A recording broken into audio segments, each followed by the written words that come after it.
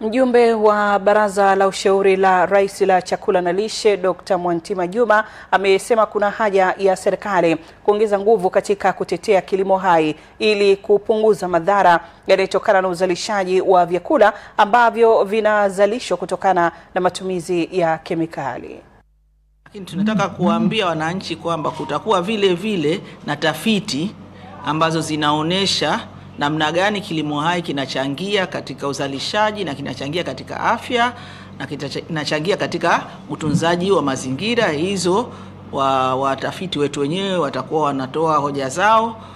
Tutakuwa na sehemu ambapo wakulima wenyewe watakuwepo vile vile wakitoa ushuhuda wa kutuambia kwamba nini kinachoendelea na nini ambacho wangependelea zaidi kifanywe kazi.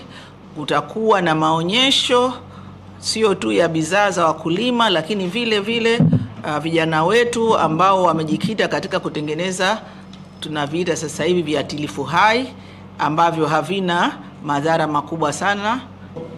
Mkutano ambao tumepanga kufanya mwezi wa 11 utakuwa ni mkutano wa 4. Mkutano wa kwanza tulifanya mwaka 2019 na mkutano wa pili ilikuwa mwaka 2021 na mwingine tulifanya 2023 na unaokuja utakuwa ni mkutano wa 4.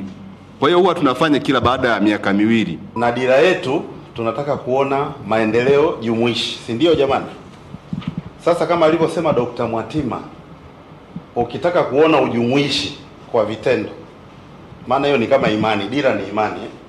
Ukitaka kuona matendo, Wakristo tunasema imani ni matendo. Ukitaka kuona matendo yake kwenye kilimo, utayaona kwenye kilimo hai. Kwa sababu cha kwanza tunataka, ukisoma ule mkakati wetu, unataka wakulima wapate elimu ya ugani, unataka wapate pembejeo